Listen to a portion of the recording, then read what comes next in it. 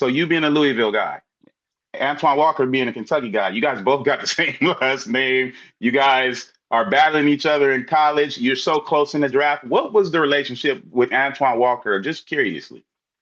Well, I'm gonna keep it real. We didn't have much of a relationship, but I would say this, and in all truth and honesty, Antoine Walker was the guy that my dad wanted me to play like. And you can understand, I just got a chance to see Antoine Walker in high school. My dad was a visionary. He's seen the game changing, right? Bigs handling the ball and whatnot. My dad was a 6'5" guy who could handle the ball more like a Julius Erving type. And so he believed in movement and things of that nature. So my fundamentals and everything I was taught came from that. My dad had a unique eye and understanding of the game, really sharp. And it was about handling the ball. So anytime we would do practice, it was drills handling the ball, making decisions and things of that nature. I was comfortable with, again, my shot blocking ability, my defense. That was my comfort zone. And he wanted me out of my comfort zone where I was more relying in my comfort zone. Still able to impact the game, but totally believe that if I would have followed that path, I would have been even a much better player with my abilities and what I was able to do defensively. If I'd have been more consciously aware and comfortable with developing those aspects at that time, I mean, there's no telling where my ceiling would have been. And so this is why I understand as a father and how I'll handle my kids as well. You know, so Antoine Walker, when I first seen him in high school out of Chicago, we played him in Ohio. They came up, and first time I got a chance to see him, I'm like, okay, he ain't dunking the ball, but super athletic guy. And at that time in your head, you're thinking, these are the killers. Guys tearing the rim off, dunking, doing all this kind of stuff. And he comes in and just like the second coming of Magic Johnson on us, just boom, bodying, big guard, handling the ball, shoot the three when he opened. That was the first time where I seen the dude, and he was just highly confident. You saw it. Like, even looked at me like sideways, like, man, like, and I remember that. And that right there stuck with me because it was like, damn, where you move up and start seeing dudes who are as good or better than you, and you start really appreciating the game. And so I thought, be honest, at that time when I see he was one of the first players that I saw, I thought that I really felt that was better than me. You know what I mean? And had a bigger understanding of the game. I had the ability, I could impact the game, run the floor, dunk, all the things. But when it came to seeing the game, playing it, controlling it, the way he dictate the game, he was a better player. And so that's what I remember about Antoine. And look, he got drafted number 7. I got drafted number 9.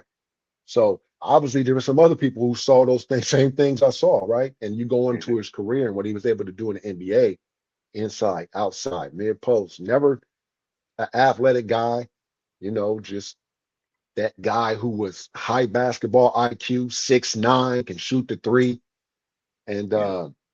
was legit, man. Shout out to Antoine Walker. Yeah, and ain't it funny that you guys could have met in the finals too? But we'll get on to all that. Right. People, Facts. and I'll say kids need to pay more attention to Antoine Walker, like career. Even when you look at the Boston Celtics and what Paul Pierce did later, like people act like that was the beginning of his career. No, he almost reached the mountaintop with Antoine Walker, and they were pretty formidable.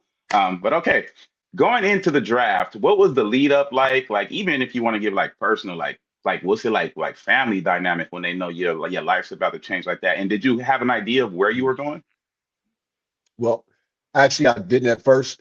Um, First of all, when I left school, uh, it was a tough decision because your coaches at that time weren't interested in these 1, 2 and done and things of that nature. Denny had a vision for me being there obviously a lot longer. So when I went to him about asking him what he thought and could he help me in this process, he said he had already talked and they it was 15 to 25, somewhere around that and that number, and he didn't think I was ready. And so I kind of made the decision that, from what I was hearing, I had heard from different agents, people like that the numbers, the slot for me was a lot lower. So I made the decision, end up moving to Jersey. I ended up leaving school. Once I made the decision, I moved to New Jersey, ended up getting a place in South Brunswick, New Jersey. And Ted Fiore was my coach. Ted Fiore coached, trained a lot of players. And one of the things he had me working on was my ball handling and shooting, like off ball stuff, everything. And I credit him because in my workouts, I was killing it. And after the workouts, they was impressed. I was able to handle the ball and shoot the ball, which is weird because I can actually shoot the three. I can shoot the ball.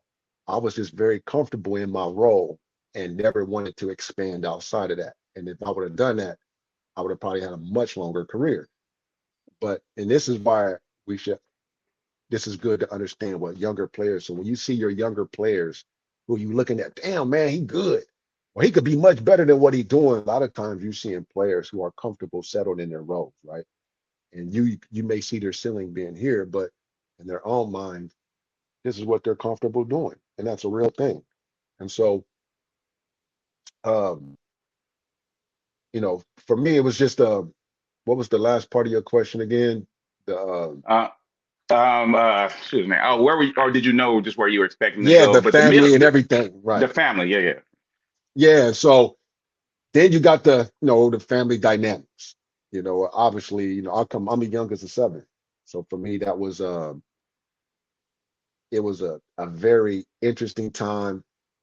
Obviously, it's nothing like when you have a big family and all of them are proud of you. You want everybody there. So it's a task. You got to get everybody flown. Now you begin to understand the pressures of what it's like to actually making it.